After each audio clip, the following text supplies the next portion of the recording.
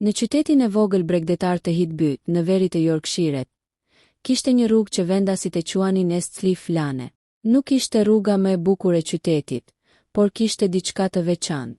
Shtëpit prej guri ishin të vjetra, disa prej tyre më shumë se 100 vjeçare.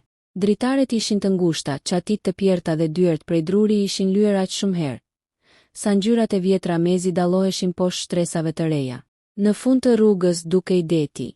Në ditët e qeta mund të dëgjoje pulbardhat dhe zhurmën e valeve që përplaseshin larg në shkëmbinj. Në ditët me stuhi, era e detit hynte në çdo qarje të mureve dhe shtëpit dukej sikur dridheshin. Në numrin 17 të asaj rruge jetonte një grua e moshuar me emrin Eleanor Hitmore.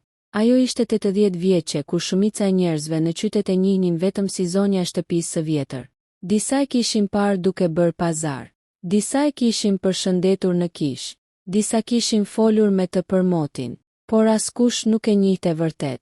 Eleanor jetonte vetëm dhe kishte jetuar vetëm për shumë vite. Por çdo të premte në mëngjes, para orës 6:30, dikush vinte te dera e saj.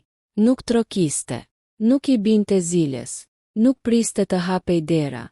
Thjesht linte një qese ushqimesh në prag dhe largohej. Kjo kishte ndodhur për një vit, pastaj 2, pastaj 5, pastaj 8.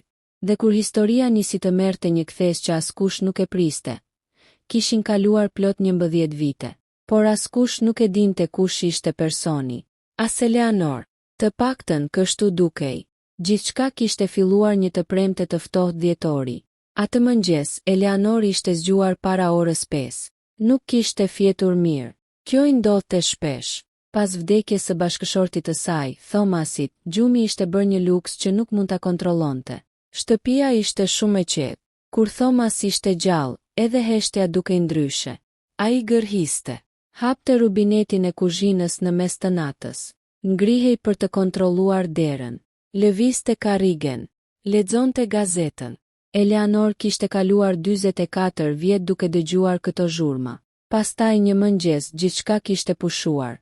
Thomas kishte vdekur në spital pas një sëmundjeje të gjatë. Pas funeralit, njerëzit i kishin thënë Eleanorit se koha do ta shëronte. Ajo nuk e kishte besuar. Dhe në një farë mënyre kishte pasur të drejtë. Koha nuk e kishte shëruar.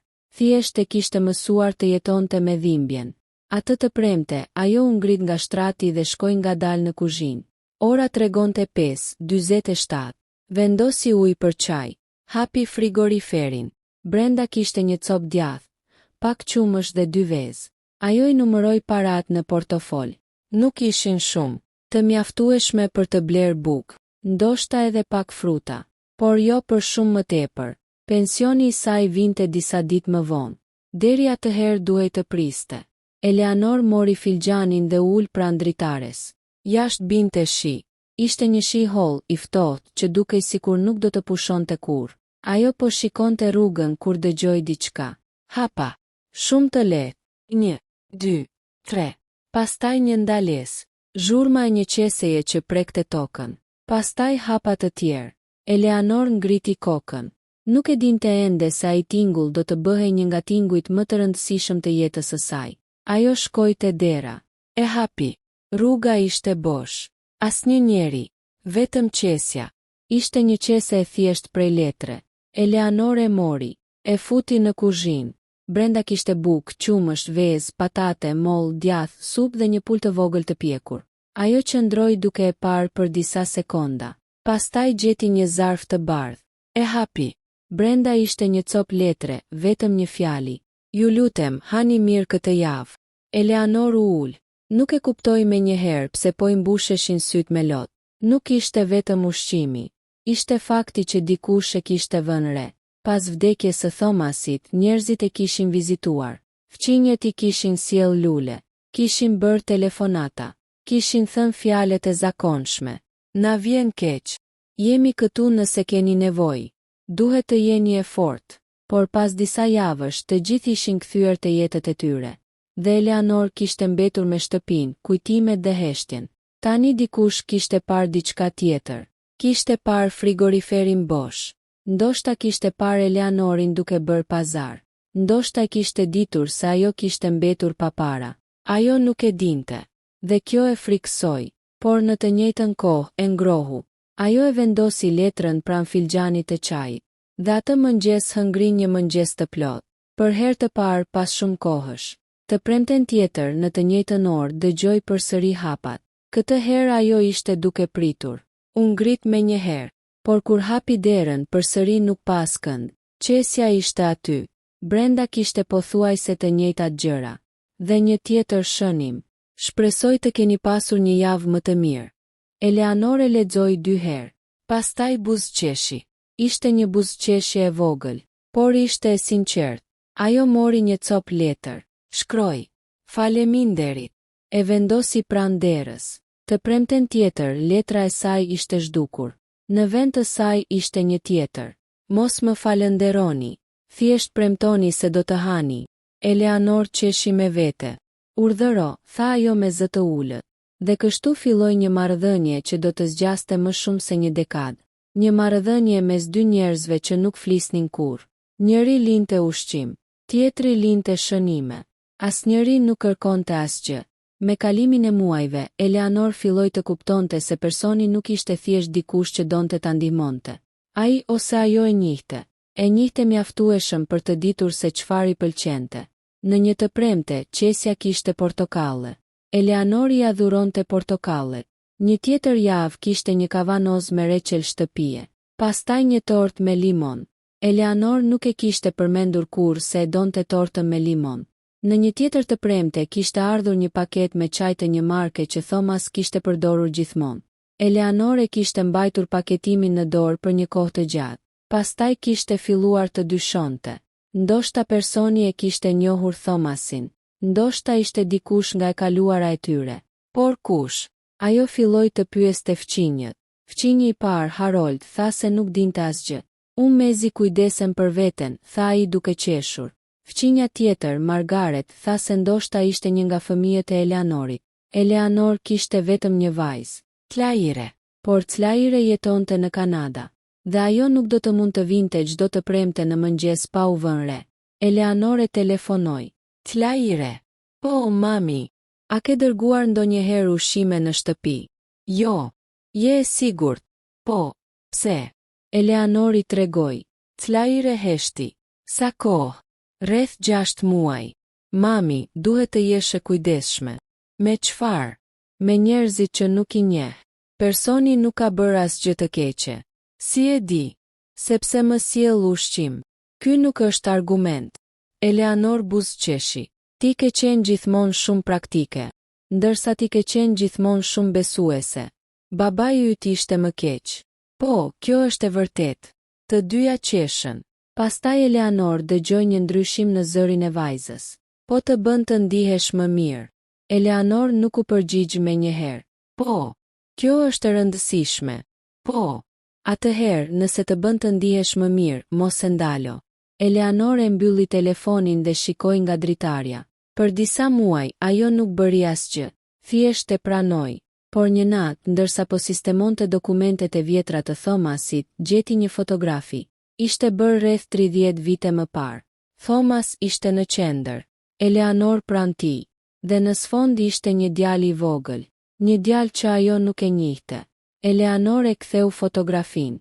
Në anën e pasme ishte shkruar, Hitby Breat Festival, 1997. Ajo nuk i kushtoi shumë rëndësi, por pas disa javësh ndodhi diçka. Të premten, në vend të një shënimi të zakonshëm, personi kishte shkruar, Thomas do të ishte i lumtur. Eleanor ngriti kokën. Ajo nuk ishte përmendur Thomasin në asnjë nga shënimet. Nuk ishte asnjë mënyrë që një i huaj të dinte. Ajo e lexoi përsëri. Thomas do të ishte i lumtur. Atë ditë për herë të parë Eleanor ndjeu frikë. Jo nga personi, por nga e kaluara. Kush ishte ai?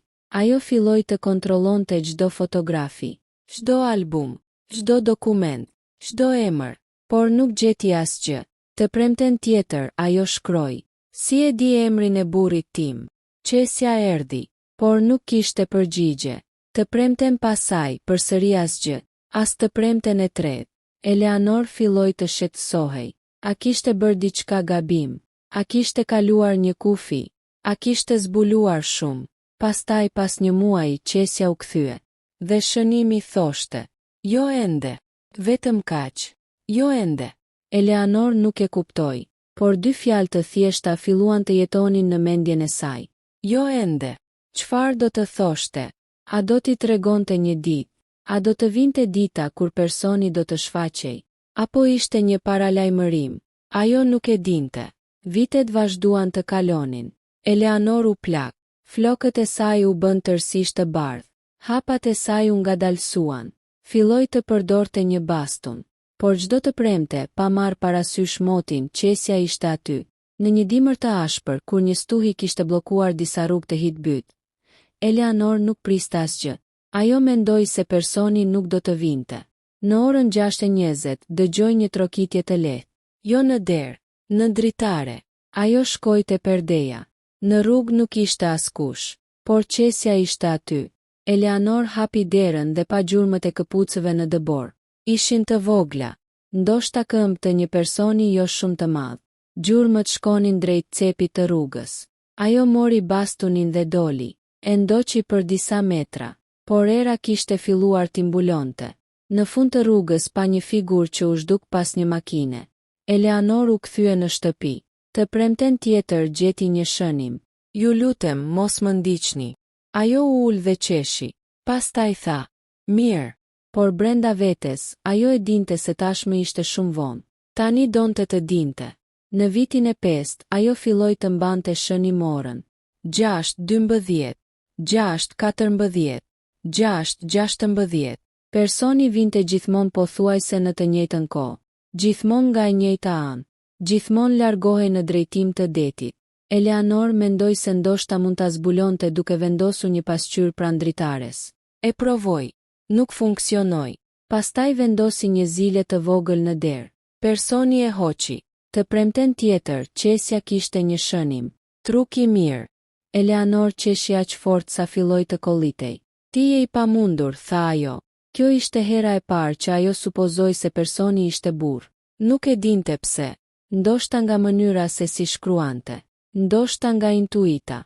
Ndoshta sepse në mendjen e saj, ai ishte tashmë një person i caktuar. Dhe kjo ishte e çuditshme, sepse ajo nuk ja kishte parë kurrë fytyrën. Në vitin e 6, Eleanor vendosi të bënte diçka ndryshe. Në vend të falënderimeve, ajo filloi të linte ushqim për të. Një të premte la një kuti me biskota. Në të kishte shkruar, për ty.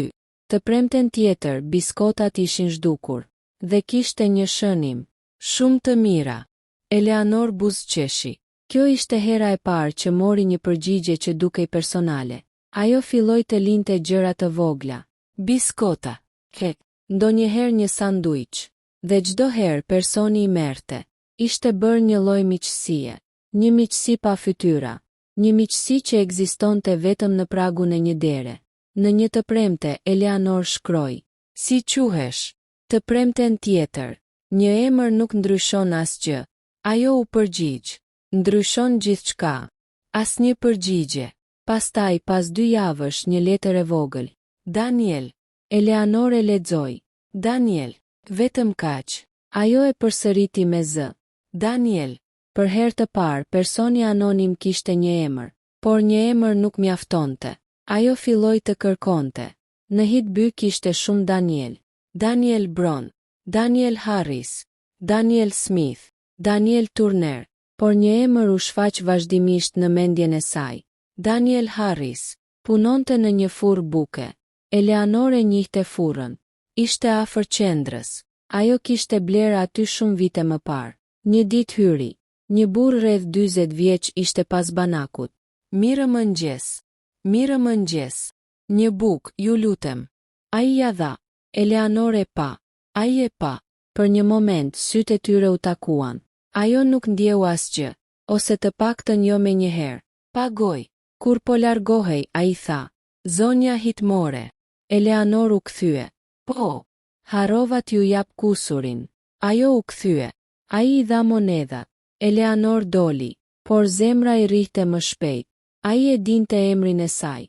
Ndoshta thjesht sepse e njihte nga qyteti. Ndoshta jo. Atë të premte, qesja erdhi.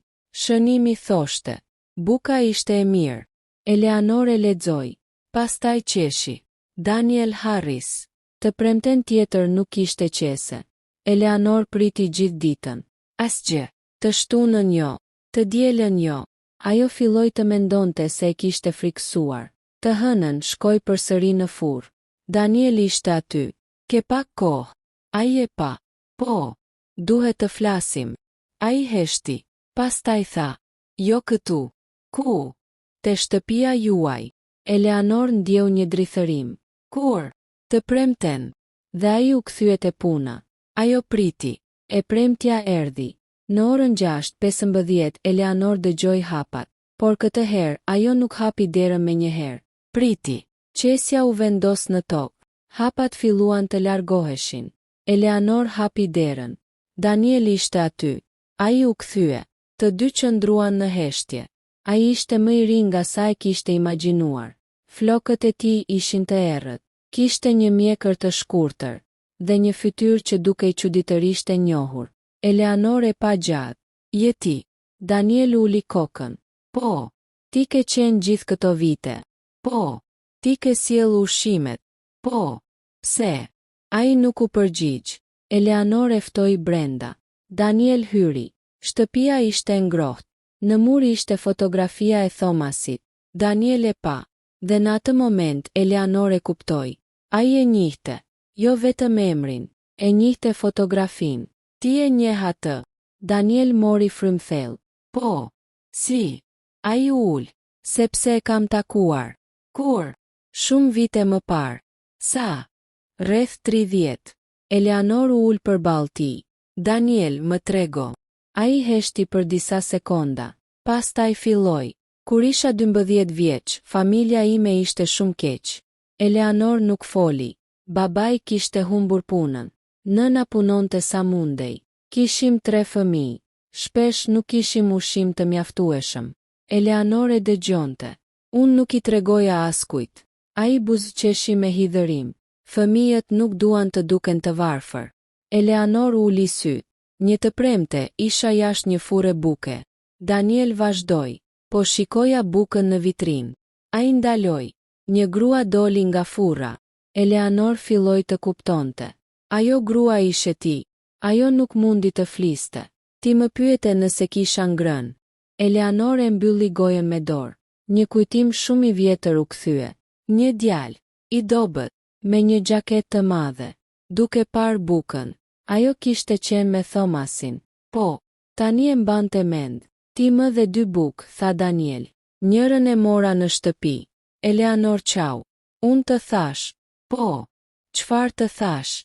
Daniel buzëqeshi. Kur të rritesh, ndihmo dik tjetër. Eleanor mbylli syt. Ajo e kishte harruar. Për të, kishte qenë vetëm një moment.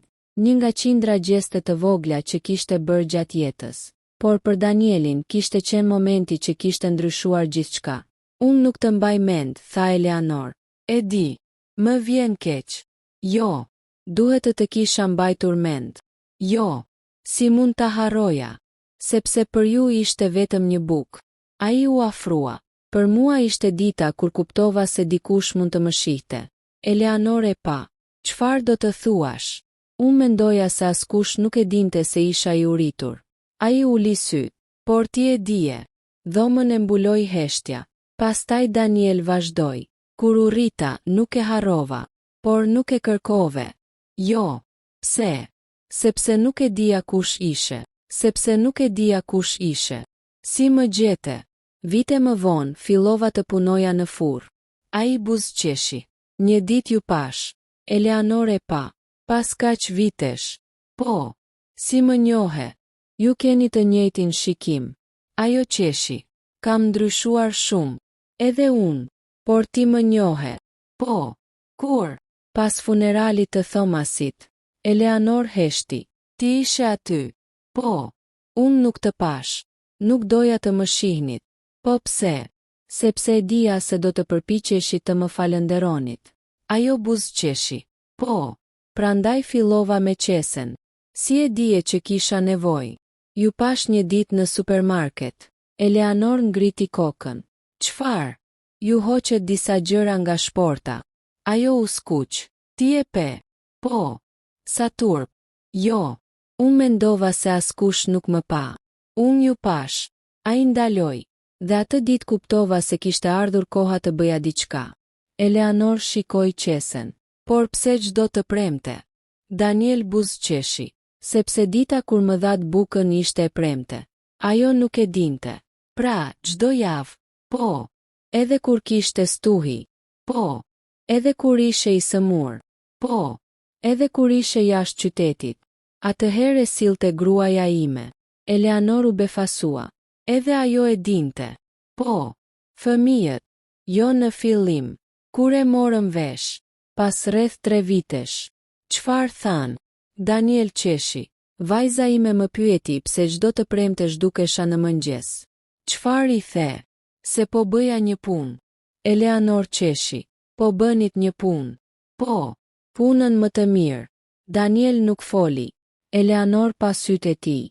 Ishin të mbushur me lot. Ti nuk më ke pasur borxh asgjë, tha ajo. E di. Atëherë pse vazhdove? Sepse pas një kohe nuk po e bëja më për bukën. Po për çfarë? Për të premten. Eleanor nuk e kuptoi. Daniel shpjegoi. Pas vdekjes së Thomasit, ju ishit vetëm. Ajo nuk foli. Unë e dija. Si? Ju shihja nga larg. Ai ndaloi. Çdo javë ju dilnit jashtë dhe merrnit qesen. Në fillim e merrnit shpejt, pastaj fillua të prisnit. Eleanor e pa. Po.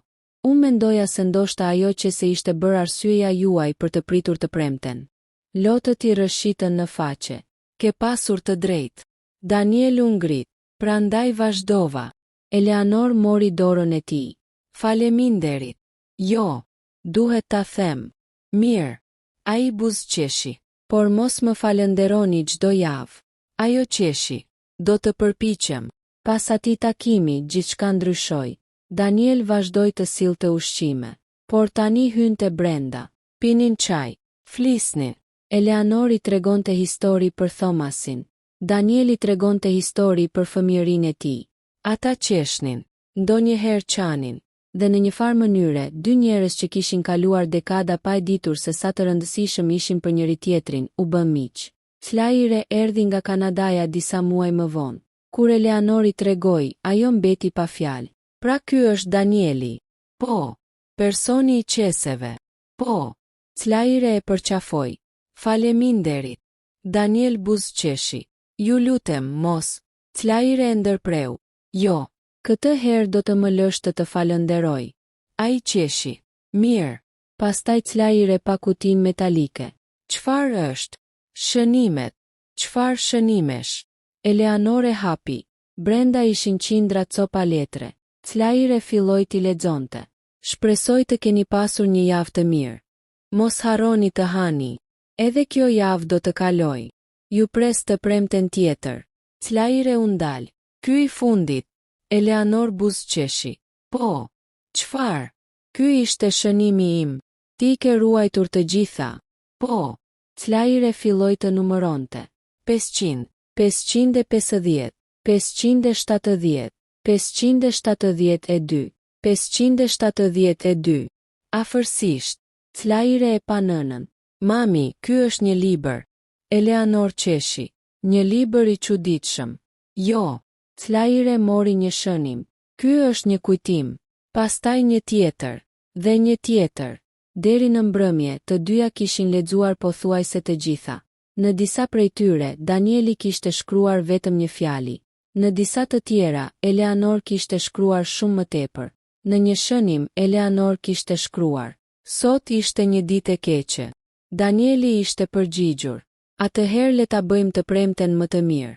Në një tjetër, Eleanor kishte shkruar. Kam frikë nga dimri.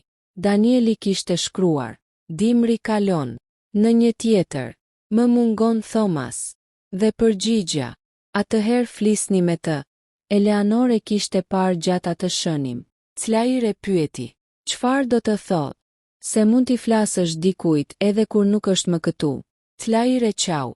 Pas 11 vitesh, Eleanor kishte filluar të kuptonte se ushqimet nuk ishin qenë kur gjëja më e rëndësishme. Gjithçka kishte qenë rituali. Çdo të premte në të njëjtën orë. Një qese, një shënim, një arsye për të hapur derën. Por historia mori një kthes tjetër kur Eleanor u sëmur. Në moshën 90 vjeç, trupi i saj filloi të dorëzohej. Mjeku ishte i kujdesshëm me fjalët. Eleanor e kuptoi gjithsesi. Nuk kishte shumë kohë. Claire donte të qëndronte. Daniel gjithashtu. Eleanor refuzoi. Kam jetuar mjaftueshëm. Jo, tha Claire. Po. Jo. Claire. Jo. Eleanor buzëqeshi. Ti ke marrë kokëfortësi nga babai yt. Po. Dhe për herë të parë pas shumë kohësh, shtëpia nuk ishte më e qetë. Kishte njerëz, kishte zëra, kishte hapa, kishte të qeshura. Por një të enjte në mbrëmje, Eleanor i kërkoi Danielit të vinte. Ai u ul pranë saj. Ajo kishte një letër në dorë. Çfarë është? Një shënim. Jo për mua. Po. Ajo ja dha. Daniel e hapi. Daniel, për 11 vite më ke sjell ushqime. Por më ke dhënë shumë më tepër se ushqim. Më ke dhënë një arsye për të pritur. Në ditët kur nuk isha asgjë për të pritur, prisja të premten. Dhe kjo më mbajti. Dua të dish diçka. Unë nuk të kujtova kur më dhe bukën. Por tani do të kujtoj gjithmonë. Ndoshta mirësia nuk është ajo që bëjmë një herë. Ndoshta është ajo që vendosim të vazhdojmë. Ti më tregove këtë. Tani është radha jote t'ja tregosh dikujt tjetër. Mos e ndalo. Me dashuri. Eleanor. Daniel nuk foli. Lotët i ranë mbi letër. Eleanor i tha. Premto. Ai ngriti kokën. Premtoj. Çdo të premte. Çdo të premte. Edhe kur të mos jem këtu. Sidomos atëherë. Eleanor buzëqeshi. Mirë. Ajo mbylli sy. Të dielën në mëngjes, Eleanor vdiq. Ishte në shtëpinë e saj. Në dhomën e saj. Me fotografinë e Thomasit pranë shtratit. Claire ishte aty. Daniel ishte aty. Dhe në tavolinën pranë saj ishte kutia metalike me 572 shënimet. Funerali u mbajt të enjten. Të nesërmen ishte e premte. Në orën 6:15 të mëngjesit, Daniel u ndal para numrit 17. Ai kishte një qese në dorë, por këtë herë dera nuk do të hapej. Ai e vendosi qesen në prag. Qëndroi aty për disa sekonda. Pastaj nxori një letër. E vendosi sipër. Edhe këtë të premte. Dhe u largua. Por nuk ishte fundi. Sepse disa javë më vonë, një grua e moshuar në anën tjetër të qytetit mori një qese ushqimesh. Nuk e dinte kush e kishte lënë. Në të kishte bukë, qumësht, vezë dhe mollë. Mbi të ishte një shënim.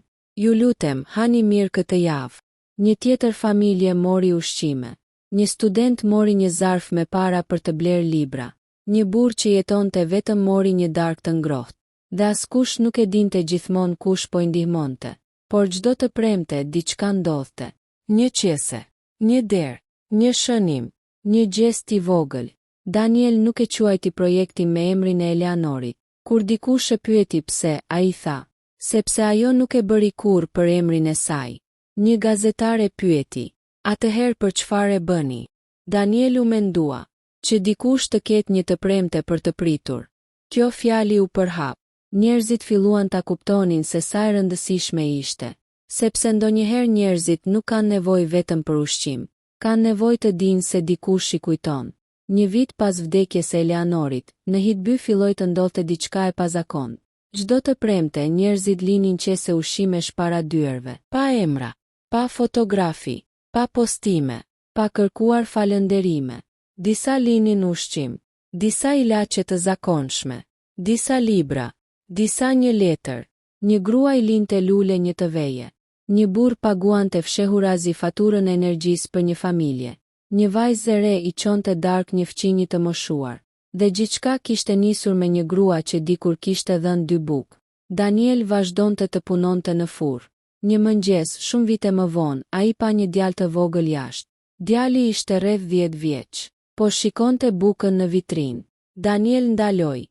Ai e njohu atë shikim. Ishte i njëjti shikim që kishte pasur vetë. Doli jashtë. Përshëndetje. Djali u kthye. Përshëndetje. Ke ngrënë?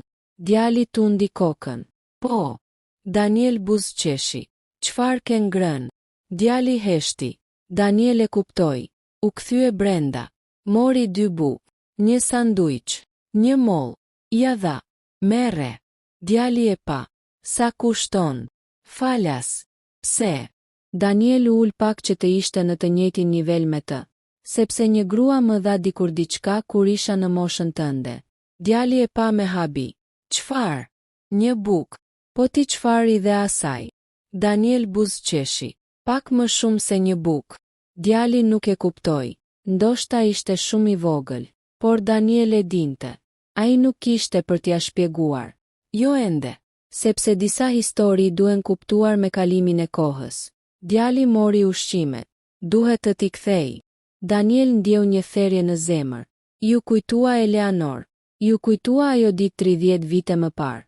Ju kujtua një grua që i kishte dhënë bukë dhe i kishte thënë: kur të rritesh, ndihmo dik tjetër. Ai buzëqeshi. Jo. Po pse? Sepse një ditë do të kesh mundësi të bësh të njëjtën gjë. Djali u largua. Daniel qëndroi duke e parë. Pastaj hyri brenda. Në murin e furrës kishte një fotografi të vjetër. Eleanor, Thomas dhe një Daniel 12 vjeçar. Daniel e shikoi. U bë, tha ai me zë të ulët. Pastaj pa orën. Ishte e premte. 6:15.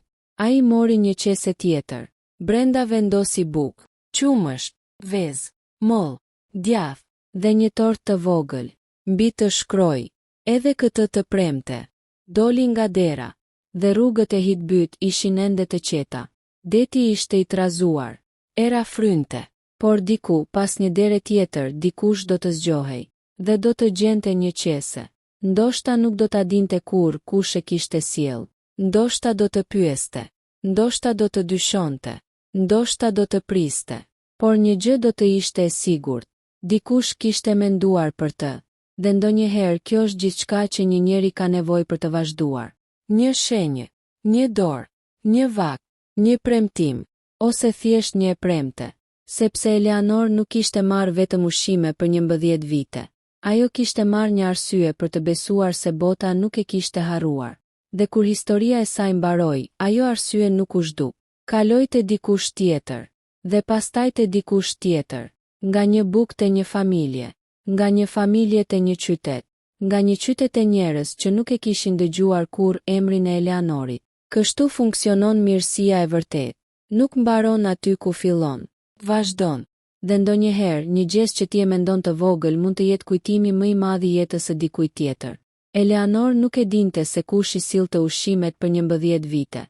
Por në fund ajo kuptoi diçka shumë më të rëndësishme.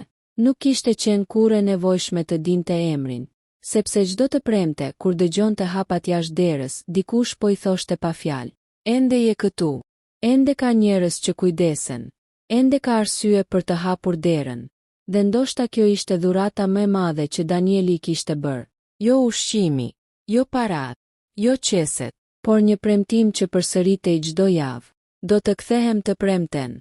Dhe për një grua që kishte humbur pothuajse gjithçka, një premtim i tillë ishte më i vlefshëm se çdo gjë që mund të kishte brenda asaj qeseje. Sepse ndonjëherë ajo që e mban një njeri gjallë nuk është ajo që ha, është ajo që pret. Dhe Eleanor kishte pritur për 11 vite. Çdo të premte. Deri në ditën kur kuptoi se njeriu që kishte lënë ushqimet para derës së saj nuk po përpiqej t'i kthente një borxh. Ai po i kthente një kujtim.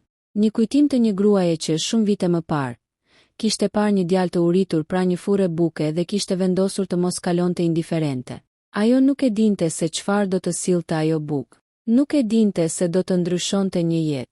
Nuk e dinte se 30 vite më vonë ai djalë do të kthehej. Dhe mbi të gjitha, nuk e dinte se mirësia e saj do të udhëtonte aq larg në kohë. Ndoshta kjo është arsyeja pse duhet të ndihmojmë edhe kur mendojmë se gjesti ynë është shumë i vogël. Sepse nuk e dim kur se ku do të përfundoj. Një fjalë mund të shpëtoj dik nga një ditë e keqe. Një telefonat mund t'i kujtoj dikujt se nuk është vetëm. Një vakt mund t'i jap dikujt forcë. Një bukë mund të bëhet një premtim për një jetë të tërë. Dhe një premte mund të bëhet arsyeja pse dikush vazhdon të presë edhe një javë tjetër. Në fund, ajo që mbeti nga historia e Eleanorit nuk ishte një sekret. Ishte një zinxhir. Një grua ndihmoi një djalë. Djali u bë burr. Burri ndihmoi gruan. Gruaja u largua nga kjo botë, por burri vazhdoi të ndihmonte të tjerë. Dhe ata të tjerë një ditë do të ndihmonin dik tjetër. Kështu një gjest i vogël nuk vdes. Ai thjesht ndryshon duar, dhe ndoshta diku në një qytet tjetër, në një rrugë tjetër, para një dere tjetër, edhe sot dikush po vendos një qese ushqimesh.